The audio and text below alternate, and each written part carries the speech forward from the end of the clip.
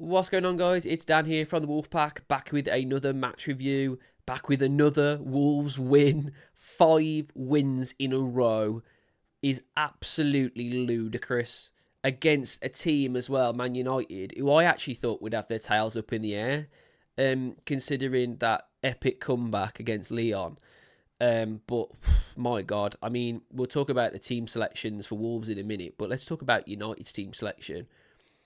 They were never ever going to get anything out of this game with the team selection that they chose because, I mean, I can't believe the likes of Victor Lindelof is still in this in that United team. But anyway, this isn't the United fan channel, is it? So let's shut up about them and let's talk about Wolves.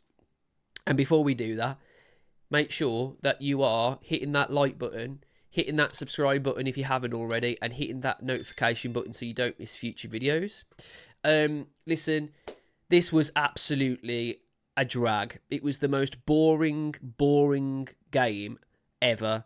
But I tell you what, if it was always the game plan to just nullify a poor United side to basically no chances, yeah, okay, we didn't create any chances ourselves, but when the bit of quality needed to be, made, a certain player who has literally come off the bench and basically produced magic for us quite a lot now.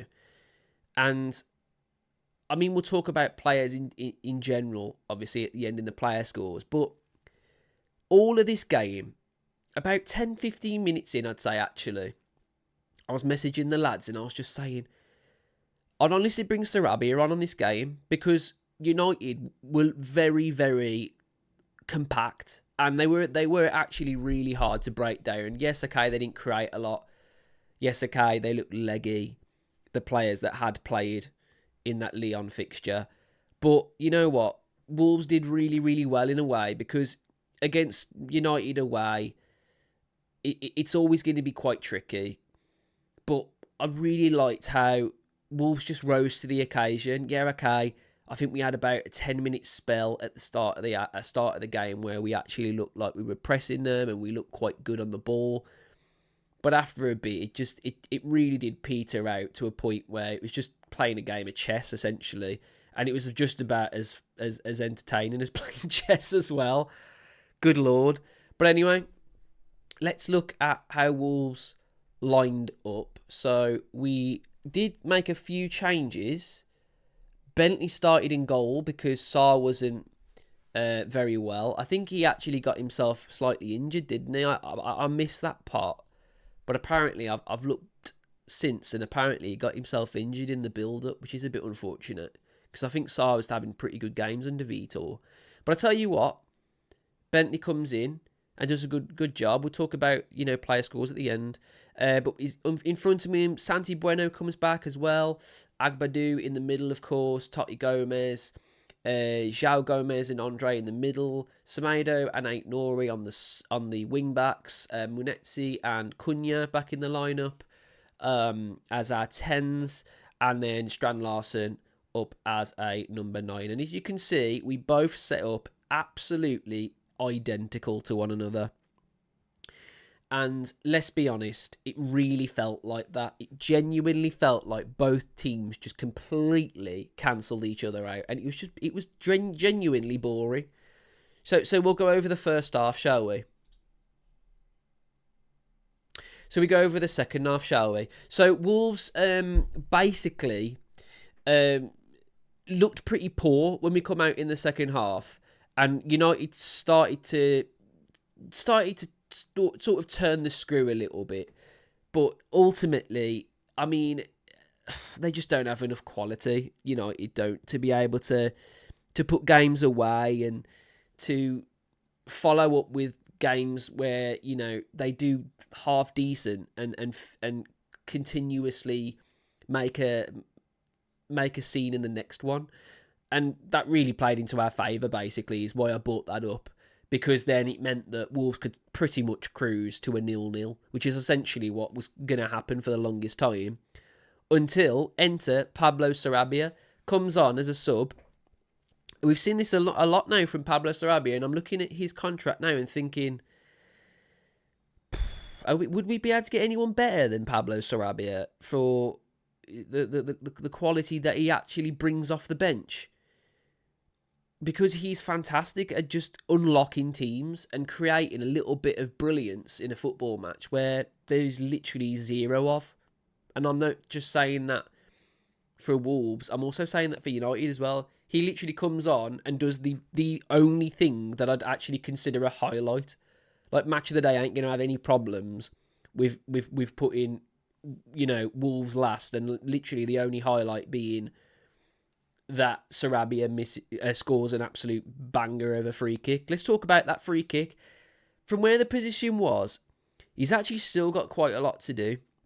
He's got to get it over that wall, and he's also got to beat Onana, and he's got to aim really for the near post, and it is a tricky little bit of skill because you've got to curl it over the wall enough to be able to get it high enough for it to come back down again, and it's a really, really, really tricky skill, and he made it look bloody easy, and it's a fantastic goal. Great celebrations, and essentially that is the only thing that happened in this game. Man United were genuinely dreadful. I mean, Wolves didn't have to do anything. If that was a home performance, I'd be a little bit disappointed, but going away to Old Trafford, getting a dirty 1-0 win, sounds absolutely fantastic to me. And 5 wins on a bounce. I mean, you can't complain. If that had have ended 0-0, I'd have kind of been a little bit annoyed because I would have thought, with a United team that kind of licking their wounds, really you want to go all out. And as I said at the start, we did start strong, but we petered out. So a little bit of quality was what was needed. Pablo Sarabia then provided that said quality, and it ended Wolves 1, Manchester United 0. In terms of the stats, I mean, I did joke about that first half, but I genuinely, and I'm not just saying this, nothing happened for 45 minutes. Literally nothing happened. It was the most boring thing ever. Second half, United come out a little bit hungrier, but I mean, you look at those stats, they mean nothing. We had 2 shots on target, and they had 1. And we scored 1, but from a dead ball situation. And they had 9 shots, with only 1 being on target. And I think Mason Mount's shot, he landed in my garden at some point. Because, Christ, he was dreadful, man. I mean, if this was a United channel, I'd be absolutely tearing that team apart, man. Because they're probably they are the worst United team I've ever seen. But I remember going to Old Trafford and just thinking, bloody hell, man. Like, if we could get at least a point here, I'd be buzzing. We get a win, and I'm just like, all right, sound, who's next? I'm not that overly that excited, which is ridiculous, because that either means that I know Wolves are in good form at the moment and should be beating the likes of a team of United stature at the moment, but at the same time, they made it super easy for us. Like, it really genuinely was who would score first, that's who wins the match. And they just made it super, super easy. And I mean, it was just a poor game all around, really. Let's talk about player scores. So I thought Bentley, considering he came in and he was obviously a bit, a bit shocked about it, really. I don't think he expected to be playing football. I thought he did really well. I thought his distribution was good. I thought the way he just got rid of the ball if he was a bit unsure of his defenders in front of him, I thought he did really well at that. Agbadou, oh my God, this guy literally is incredible. The amount of times they put a ball forward and Agbadou was just like, nah, don't think so, mate. Just gets in front of him and just goes, nah, you ain't having that. Cheers. Like, literally the whole game. I thought Santi Breno was really good. I thought Santi Breno was really, really good. There was a few opportunities for United, and I think sometimes it was because of his clever positioning that kind of shut out United on that one side. Because I thought Semedo had a bit of a poor game, really. I thought he was really slow and seemed a bit injured, to be fair. I don't know if he's carrying a bit of an injury, and I think that's why he went off at some point. Then you've got, who haven't we talked about? Oh yeah, Totti Gomez. Thought Totti Gomez was class again. He showed his character a lot more in this one. Really, really, really good. Both sides, I thought, in the defence today were just awesome. Like they couldn't create anything. They couldn't get through us. Even when they did, we had the likes of like Andre in the midfield to just make it their day a lot easier anyway. May as well talk about Andre while we're thinking about it. Just unreal, man. All over the pitch, completely just made that midfield his own. Essentially, could have just been him in midfield for both teams, and he did put a job in for both teams. That's how good he is. A single midfielder for both teams, and I think he'd literally just done well for both teams. Literally, man, he's that good, and he covers that much blades of grass. I've got a cat appearing. Sorry, guys. He's that like Arthur's is excited because of the win. Clearly, but yeah, I thought that I thought they all really did me proud today. Andre definitely. João Gomez. I thought he was really good. I don't know why he's only got a 6.9. I thought he was class, to be honest. I thought he was really, really good again. So I don't really get why he's only getting a 6.9. I thought he was probably as good as Andre, to be fair. I thought both of them just cleared up and just made the game themselves, made the midfield themselves, really. And I think that's kind of what made United struggle so much. And then you've got Semedo, Ait-Nouri. As I talk about Semedo, haven't I? Ait-Nouri, though, a little bit of a poorer game, but I still think, he's getting better in Ait-Nouri. Oh my God, this cat. Ait-Nouri's getting a lot better. He is, you've got to be honest. Like, in the last game, he was absolutely unstoppable, player of the match, easy.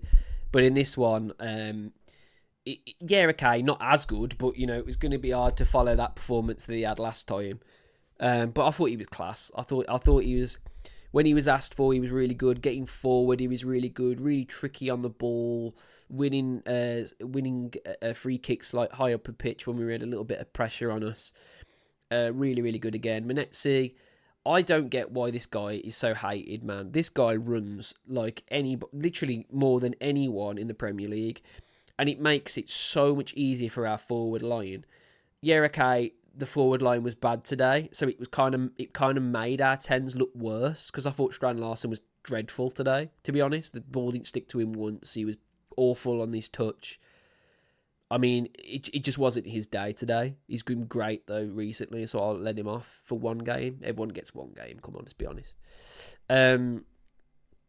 Yeah, I just thought, I genuinely thought, right, that Munetsi was really, really good again. For what we need him for, I think he's really good at it. Just running and just making it really hard for the other team to sort of get any sort of momentum.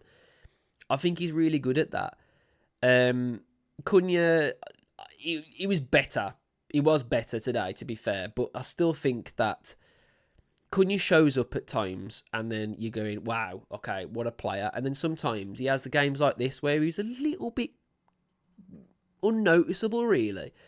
Obviously he wins the free kick for the goal. So you got to give him that at least, because he's still getting into decent positions, and he's still a real handful for defenders, which is really where I think he's best, really. Running at defences and unsettling them. And I've already talked about Strand Larsen, so that's all of them, isn't it?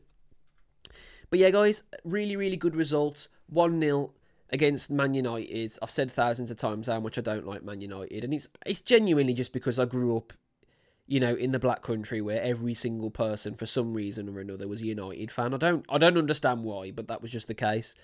It's only since Wolves have found some, foothold in the Premier League where I've seen a lot more Wolves fans around, because before that, it was always United or Liverpool or Arsenal or Chelsea. Like, you just never, ever saw a Wolves or West Brom or anyone from this area. You didn't see them. You just didn't, especially in school. So when we get a result against United, it's always a good one. It's always class. So yeah, I mean, unbelievable. I mean, we look at the table, actually, because this is really important. It's kind of gone a little bit under the radar, this win. 5 wins in a base looks absolutely ridiculous. The next game, by the way, Leicester City, who, let's be honest, are drawing at the moment to Liverpool, but If they get plummeted by Liverpool, their confidence is going to be in the water, isn't it?